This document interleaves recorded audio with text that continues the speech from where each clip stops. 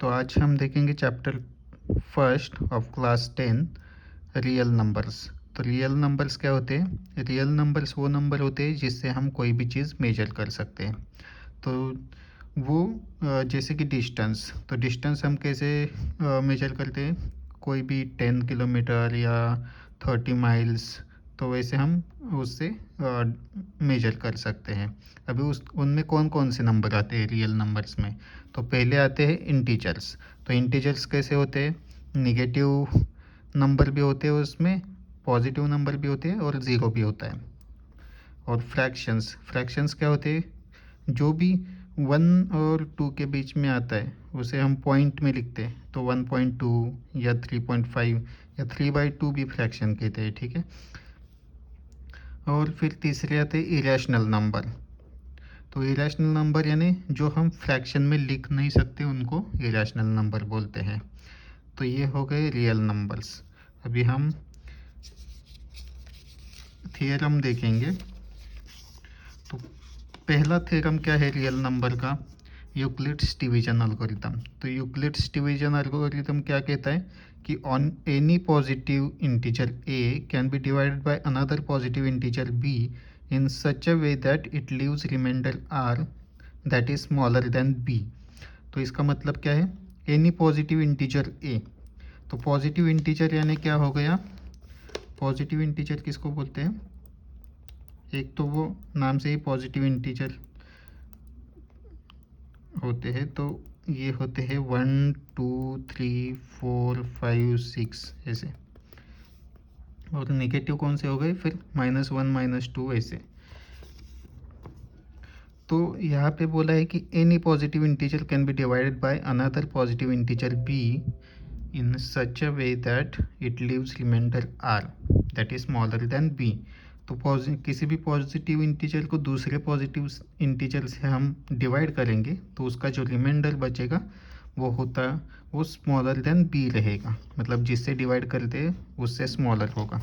तो यहाँ पे हम एक एग्जांपल देखते हैं, जैसे कि 7 डिवाइडेड बाई 3। तो यहाँ पे क्या होगा? यहाँ पे हम ऐसे लिखते हैं 7 डिवाइडेड बाई 3, तो कैसे लगते हैं? 3 × 2 6 और रिमाइंडर बच गया 1। तो ये 1 3 से कम है, तो ये डिवाइडेड बाई b हमने किया था, तो ये हमारा था 7, b था 3 और रिमाइंडर बच गया 1। तो कोई भी ऐसा हम डिवाइड करेंगे तो b हमेशा ही रिमाइंडर से ज़्यादा रहेगा, तो उसको क्या बोलते हैं? Euclid's division algorithm. और जो हमारा नेक्स्ट एल्गोरिथम या थियरम है वो है फंडामेंटल थियरम ऑफ अरिथमेटिक। तो वो क्या बोलता है कि every composite number can be expressed as a product of primes and this factorization in unique apart from the order in which the prime factors occur. तो अभी कॉम्पोजिट नंबर क्या है? तो कॉम्पोजिट नंबर दो नंबर के multiplication से जो number बनता है उसे कॉम्पोजिट नंबर बोलते हैं। कॉम्पोजिट नंबर या फिर ऐसा नंबर जिसको हम दो पॉजिटिव इंटीजर के मल्टीप्लिकेशन में लिख सकते हैं, जैसे कि 10। इसको हम कैसे लिख सकते हैं? 2 × 5। तो 2 और 5 क्या है? Positive integers. तो पॉजिटिव इंटीजर के रूप में भी लिख सकते हैं, उसको बोलते हैं कॉम्पोजिट नंबर। तो वो composite number can be expressed as product of primes. तो उसको प्राइम के रूप में भी लिख सकते हैं, प्राइम नंबर के मल्टीप्लिकेशन में। प्राइम नंबर क्या होता है?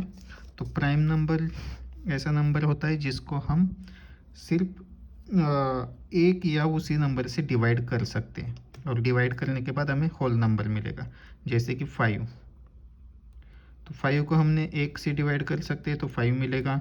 5 को हमने 5 से डिवाइड करेंगे तो उससे क्या मिलेगा? हमें 1 मिलेगा। और अगर हम 5 को 3 से डिवाइड करेंगे तो हमें होल नंबर नहीं मिलता, 5/3 लगेगा, या फिर 2.3 × 1 3 2 1 6 समथिंग मिलेगा। तो यहाँ पे हमें होल नंबर नहीं मिल गया है, मतलब 1 2 3 4 ऐसा, तो ऐसे नंबर को प्राइम नंबर बोलते हैं। तो उनके एग्जाम्पल क्या होते हैं, 2 3 5 देन 7 देन 11 13, तो ये सब प्राइम नंबर है। उनको सिर्फ 1 या उसी नंबर से डिवाइड करेंगे तो होल नंबर मिलेगा। तो आते फिर से फंडामेंटल थ्योरम के यहाँ पे कॉम्पोजिट नंबर हम प्राइम के मल्टीप्लिकेशन के रूप में लिख सकते हैं।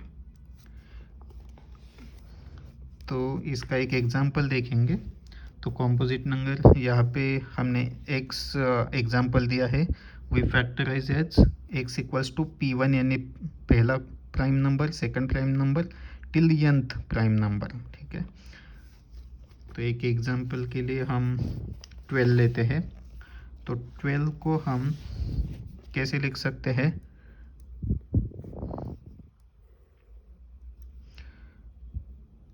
2 से डिवाइड किया 6 आ गया यहाँ पे, फिर 2 डिवाइडेड बाय 3 आ गया, और फिर 3 1।